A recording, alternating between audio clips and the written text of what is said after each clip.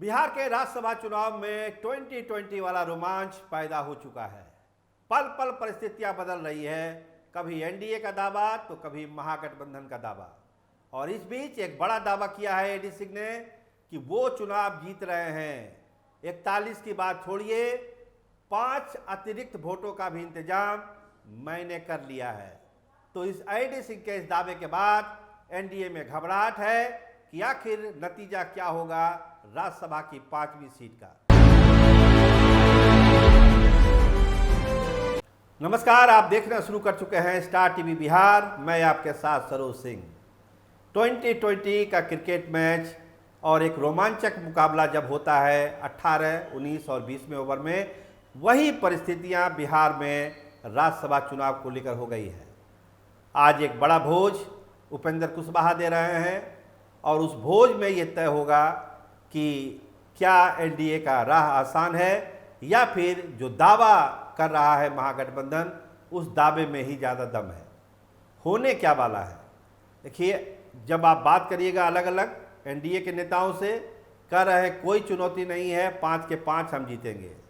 और महागठबंधन के नेता क्या कहते हैं कि कहाँ दिक्कत है, सब मैनेज है। 41 की बात छोड़िए, हम तो ज़्यादा वोट लेके जीत रहे हैं।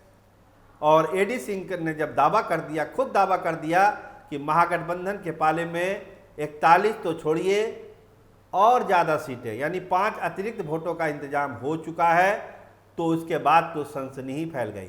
आईपी गुप्ता क्या कह रहे हैं कि 41 प्लस वोट मेरे पास है, जीत तो हमारी तय है। एनडीए 4 और 5 में फंसा हुआ है कि 5वीं पर शिवेश राम रहेंगे कि उपेंद्र कुशवाहा रहेंगे। रणनीति बदली जा रही है, शिवेश राम को 5वीं सीट दी जा रही है, एक दलित को फंसाया जा रहा है। तो दलितों के प्रति क्या प्यार है ये समझ लीजिए बीजेपी का। तो एक पलटवार आईपी गुप्ता ने कर दिया बीजेपी के ऊपर। चूंकि 5वीं सीट अगर शिवेश राम लड़ रहे हैं तो इसका मतलब है कि बीजेपी की ही प्रतिष्ठा दांव पर लग गई।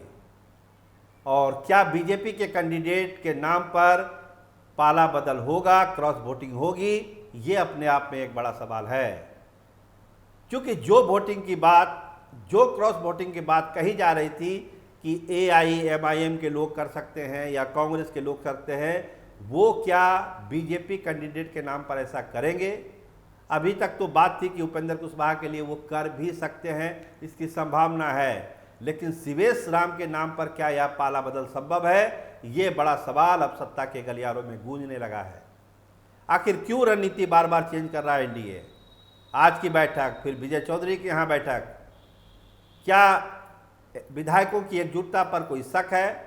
पर्यवेक्षक पर पर्यवेक्षक बनाए गए हैं, मॉनिटरिंग हो रही है एक एक विधायकों की, हर एक विधायकों पर नज़र है एनडीए की। कोई विधायक इधर उधर ना चल जाए, किसी दबाव में ना आ जाए। दूसरी तरफ अगर आप महागठबंधन की बात करिए तो 15 तारीख की इफ्तार पार्टी से जो मैसेज जाएगा वो 16 तारीख वाले मतदान को प्रभावित करेगा और एनडीए की जो घबराहट है उसको और बढ़ा देगा। क्योंकि सारे लोग उस इफ्तार पार्टी में जुटेंगे। और एडी सिंह जो दावा कर रहे हैं, देखिए एडी सिंह को हल्के में लेने की जरूरत नहीं है। पूरी भूमियार लॉबी एक्टिव हो चुकी है। और भूमियार लॉबी क्या चाहती है, आप भी समझ रहे हैं, हम भी समझ रहे हैं कि एक नुमाइंदा तो भूमिहार का बिहार से जा ही राज्यसभा में। तो क्या भूमिहार वोटर जो है एनडीए का, वो क्रॉस वोटिंग करेगा एडी सिंह के लिए?